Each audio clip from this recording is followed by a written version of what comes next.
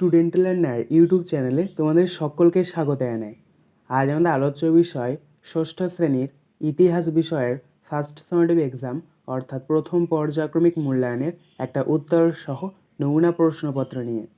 Full marks তোমাদের থাকবে 30 এবং সময় থাকবে 1 ঘন্টা। প্রশ্নপত্রটা তোমাদের সেট নাম্বার 3। সরাসরি স্ক্রিনে তোমরা উত্তর সহ নমুনা প্রশ্নপত্রটা দেখতে পাচ্ছ। 1. সঠিক উত্তরটি বেছে নিয়ে লেখো। 1 × 3 = 3। ক. আদিম মানুষের প্রথম হাতিয়ার ভোঁতা পাথর, হালকা ছুচালো পাথর না পাথরের কুঠার? সঠিক উত্তর হবে ভোঁতা পাথর। খ. হুন্সগি উপত্যকা অবস্থিত কর্ণাটকে, রাজস্থানে না মহারাষ্ট্রে? সঠিক উত্তর হবে কর্ণাটকে। গ. হরপ্পা সভ্যতা প্রায় ইতিহাস যুগের, পুরাতন যুগের না নব্যপ্রস্তর যুগের সভ্যতা? সঠিক উত্তর হবে প্রায় ইতিহাস যুগের।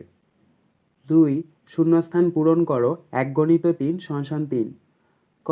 মাটির নিচে চাপা পড়ে যাওয়া উপাদানগুলি খুঁজে বের করেন ড্যাশ। এখানে শূন্যস্থানে বসবে প্রত্নতাত্ত্বিক বা পুরাতাত্ত্বিক। খ. বুদ্ধিমান মানুষের বিজ্ঞানসম্মত নাম ড্যাশ। এখানে শূন্যস্থানে বসবে হোমো স্যাপিয়েন্স। গ. হরপ্পা সভ্যতায় মেসোপটেমিয়ায় ড্যাশটি সিলমোহর পাওয়া গেছে। এখানে শূন্যস্থানে বসবে 2টি। 3. নিচের প্রশ্নগুলির অতি সংক্ষিপ্ত উত্তর দাও। 1 × 4 = 4। ক. মেহেরগড় সভ্যতা কে আবিষ্কার করেছিলেন? উত্তর ফরাসি প্রত্নতাত্ত্বিক জাঁ ফ্রাঁসোয়া জারিজ। খ. একটি নদীমাতৃক সভ্যতার নাম লেখো। উত্তর হরপ্পা সভ্যতা। গ. 13 কথার অর্থ কী?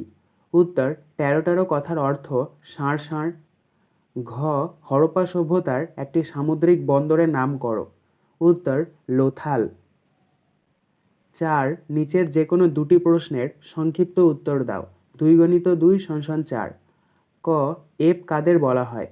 উত্তর লক্ষ লক্ষ বছর আগে এক ধরনের শিম্পাঞ্জি, গরিলা জাতীয় লেজহীন বড় আকারের বানরের মতো প্রাণীকে এপ বলা হতো। খ. সিটাডেল বলতে কী বোঝো? উত্তর হরপ্পা সভ্যতায় নগরের উঁচু এলাকাকে সিটাডেল বলা হতো।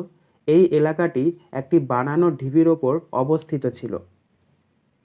গ. লুসি কি? উত্তর 1974 সালে আফ্রিকা মহাদেশের ইথিওপিয়ায় হাদার নামক জায়গায় অস্ট্রালোপিথেকাস মানুষের একটি কঙ্কালের কিছুটা অংশ পাওয়া গেছে। 32 লক্ষ বছর আগের এই কঙ্কালটি আসলে একটি ছোট মেয়ের, যার নাম রাখা হয় লুসি। সেই থেকে প্রত্নতত্ত্বের ইতিহাসে লুসি অত্যন্ত পরিচিত নাম হয়ে ওঠে। 5. নিচের যে কোনো 2টি প্রশ্নের সংক্ষিপ্ত উত্তর দাও। 3 × 2 = 6। ক. 13 সম্পর্কে লেখো। উত্তর ইউরোপের স্পেনে একটি পাহাড়ি এলাকা হলো আলতামিরা। সেখানে কয়েকটি প্রাচীন গুহার খোঁজ পাওয়া যায়। এক প্রত্নতাত্ত্বিক তার ছোট মেয়েকে নিয়ে গুহাগুলি দেখতে গিয়েছিল। তার হাতে একটা আলো ছিল। হঠাৎ ছোট্ট মেয়েটি চিৎকার করে উঠল 13 অর্থাৎ ষাঁড় ষাঁড়। দেখা গেল গুহার ছাদে বিশাল বড় একটা ষাঁড়ের ছবি।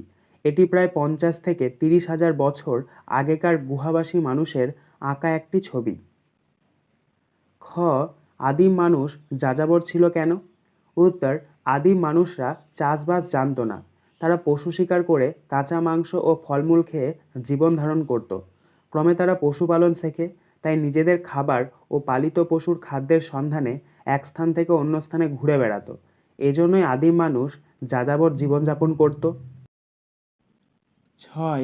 নিচের যে কোনো 2টি প্রশ্নের সংক্ষিপ্ত উত্তর দাও। 5 × 2 = 10। ক. ভীমবেটকা সম্পর্কে যা জানো লেখো। উত্তর মধ্যপ্রদেশের ভোপাল থেকে কিছুটা দূরে বিন্ধ্য পর্বতের গা ঘেঁষে নির্জন জঙ্গল। সেখানে 1957 খ্রিস্টাব্দে ভীমবেটকায় বেশ কিছু গুহার খোঁজ পাওয়া যায়। ওই গুহাগুলিতে পুরাতন পাথরের যুগ থেকে আদিম মানুষেরা থাকতে শুরু করে। গুহার দেওয়ালে তাদের আঁকা ছবি পাওয়া গেছে। প্রায় সবই শিকারের দৃশ্য। নানা রকম বন্য পশুর ছবি রয়েছে। তাছাড়া পাখি, মাছ, কাঠবেড়ালির মতো প্রাণীর ছবিও দেখা যায়। এছাড়া দেখা যায় মানুষ একা অথবা দল বেঁধে শিকার করছে। তাদের কারো কারো মুখে মুখোশ, হাতে পায়ে গয়না। অনেক সময়ই মানুষের সঙ্গে কুকুরকে দেখা যায়। ছবিগুলিতে সবুজ ও হলুদ রঙের ব্যবহার হলেও বেশি দেখা যায় সাদা এবং লাল রং? খ. টিকা লেখো হোমো ইরেক্টাস। উত্তর. হোমো ইরেক্টাস মানুষদের পরিচয় সম্বন্ধে নিম্নে আলোচনা করা হলো। 1 নাম্বার, আনুমানিক খ্রিস্টপূর্ব 20 লক্ষ থেকে 3,50,000 বছর আগে হোমো ইরেক্টাস বা দণ্ডায়মান মানুষদের উদ্ভব ঘটে। 2 নাম্বার, এরা দু পায়ে ভর দিয়ে সোজা হয়ে দাঁড়াতে পারত এবং দলবদ্ধভাবে গুহায় বসবাস করত। 3 নাম্বার, এরা একসঙ্গে পশু শিকারে যেত এবং এরাই প্রথম আগুনের ব্যবহার শিখেছিল।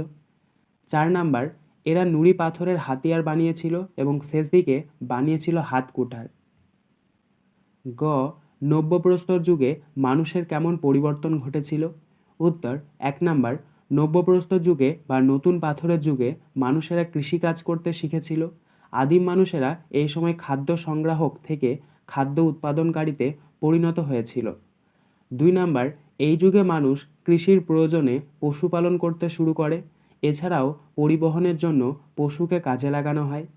3 নাম্বার, এই সময় মানুষেরা যাযাবর জীবন বাদ দিয়ে স্থায়ীভাবে বসবাস করতে শুরু করে। 4 নাম্বার, সমাজের বিভিন্ন মানুষের প্রয়োজন মেটাতে এই সময় কারিগর শ্রেণীর জন্ম হয়। 5 নাম্বার, নতুন পাথরের যুগে মানুষ কৃষিকাজ জানার ফলে তাদের জীবনযাত্রা অনেক সহজ হয়ে গিয়েছিল। এই সময় মানুষের চিন্তা শক্তি নতুন নতুন কৌশল উদ্ভাবনে সাহায্য করেছিল। তো এটাই ছিল তোমাদের ষষ্ঠ শ্রেণীর ইতিহাস বিষয়ের ফার্স্ট সামারিভ এক্সাম অর্থাৎ প্রথম পর্যায়ক্রমিক মূল্যায়নের কিছু গুরুত্বপূর্ণ প্রশ্ন উত্তর। তোমরা অবশ্যই এই প্রশ্নগুলো বাড়িতে খাতায় লিখে নিয়ে বারবার মুখস্থ করে প্র্যাকটিস করবে। এই প্রশ্নগুলো তোমাদের প্রথম পর্যায়ক্রমিক মূল্যায়নের জন্য ভীষণ ভীষণ গুরুত্বপূর্ণ। আজকের আলোচনা পর্বটি এখানেই শেষ হলো। আশা করি ভিডিওটি তোমাদের ভালো লেগেছে। যদি ভালো লাগে একটা করে লাইক করে দিও। সবশেষে তোমাদের কাছে একটাই অনুরোধ, যারা এখনও পর্যন্ত আমাদের চ্যানেলটিকে সাবস্ক্রাইব করে উঠতে পারোনি তারা চ্যানেলটিকে সাবস্ক্রাইব করে পাশে থাকা নোটিফিকেশন বেলকে অল প্রেস করে নিও এই ধরনের নতুন নতুন ভিডিও পাওয়ার জন্য। ধন্যবাদ।